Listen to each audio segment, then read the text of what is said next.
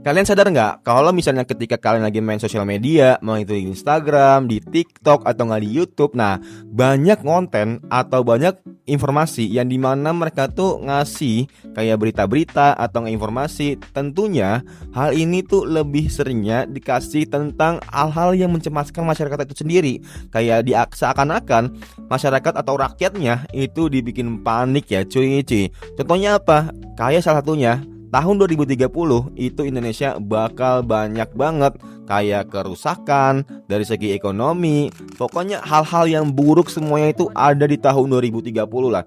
Oke, banyak orang yang reminder kalau misalnya kita harus siap-siap. Tapi di sisi lain, pemerintah nih belum ada persiapan gitu. Hal kecil kayak 19 juta pekerjaan. Tentunya udah tahu nih, tahun 2030 itu akan banyak kayak PHK massal, mungkin pekerjaan yang diganti sama AI itu banyak. Nah, tentunya 19 juta pekerjaan ini nih kemana nih? Yang ada orang-orang nanti 19 juta pekerjaan tuh bukan untuk manusia gitu. Yang ada untuk apa? Robot, AI segala macam ya. Dan tentunya ya mungkin ini salah besar untuk sekarang. Tapi kan nggak tahu nanti 2027 gimana, 2028 kayak gimana, 2029 kayak gimana. Nah, tentunya makanya kenapa hal kayak gini itu jarang banget diekspor atau nggak dikasih tahu ke rakyat-rakyat yang biasa ya cuy. Yang pertama, kenapa sosial media itu sangat banget bisa dibilang ngasih informasi yang bikin panik? Tentunya karena dia itu atau kontennya itu mau FYP, belum terbukti benar, belum terbukti valid. Tentunya hal ini tuh sering banget dijadiin untuk konten gorengan gitu. Bisa dibilang ya udah, biar kontennya itu FYP, banyak interaksi, banyak like, banyak komen, banyak share, sampai banyak juga yang dimana mereka itu ngasih tahu clickbaitnya apa, judulnya apa, kontennya apa. Nah, berbeda banget semuanya gitu. Dan bisa dibilang ya pas lu cari nih, misalnya lu lagi searching di YouTube kayak misalnya tutorial cara bermain game Valorant. Nah, pas lu klik itu tuh yang ada Mobile Legends gitu.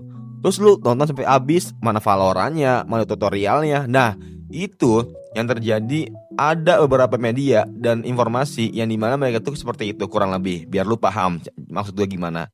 Dan kedua, tentu banyaknya informasi yang kesebar itu pastinya akan bikin media itu akan terangkat atau influencer sendiri. Dan pastinya ketika udah terangkat dari segi follower, subscriber, itu bakal nambah sendiri. Dan kalau teman-teman sadarin guys ya, mau itu di Instagram, di YouTube itu udah banyak yang ngelakuin. Kayak clickbaitnya apa, judulnya apa, isi kontennya apa. Dan bisa dibilang kalau misalnya kontennya itu 1 jam atau enggak 30 menit atau enggak 10 menit. Nah, tapi isi dari apa yang di clickbaitnya atau judulnya itu tuh cuma 10 detik doang di kontennya itu. Sisanya apa? Ya udah yapping biasa aja gitu kan. Nah, dan tentunya ini mungkin salah satu strategi marketing atau salah satu strategi di mana biar orang itu ngeklik video lo. Tapi bolehlah kayak gitulah. Jangan sampai lu membohongi para viewer lu yang dimana mereka tuh butuh solusi, bukan nontonin waktu untuk yapping selama ya mungkin 1 jam atau enggak 30 menit atau enggak 10 menit ya cuy.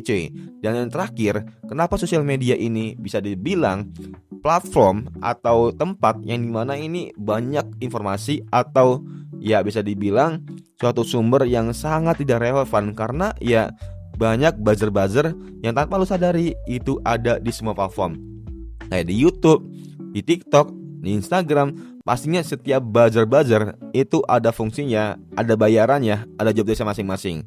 Dan hal kayak gini lah, contoh misalnya kontennya itu sebenarnya itu nggak terlalu bermanfaat gitu, tapi ada buzzer atau yang mana orang yang dibayar biar ngeramain aja gitu, dari like-nya, dari komennya, dari share-nya. Sampai mereka tuh buzzer mereka tuh ya itu sengaja dibikin konflik atau berantem di dalam komennya. Biar apa? Biar komennya tuh banyak yang lihat. Dan orang itu ketika dia baca komentarnya, tentunya secara nggak langsung itu bakal naikin rate view-nya dari video yang dia bikin. Makanya kenapa kalau misalnya gue bikin konten, pastinya ada beberapa yang bikin kontradiksi. Biar apa? Biar orang-orang tuh komen di bawah dan komennya itu semua itu negatif. Nggak semuanya juga, tapi ada beberapa yang negatif. Karena ya biar orang-orang tuh reviewnya tuh bakal cepet gitu. Reviewnya itu orang-orang tuh nonton lama, padahal mereka tuh ya bisa dibilang kebantu sama orang-orang yang bacain komen. Walaupun ada juga yang nonton sampai akhir, tapi kan nggak banyak, ya nggak banyak lah paling lah. Nah kurang lebih kayak gitu guys ya, untuk alasan kenapa sosial media bisa dibilang banyaknya berita-berita atau informasi yang menurut gue kurang relevan atau hoax. Nah, menurut kalian gimana? Coba tulis di kolom komentar. Gue udah gak sabar banget bacain chat kalian atau pendapat kalian satu persatu. Semoga bermanfaat and see you next time. Bye.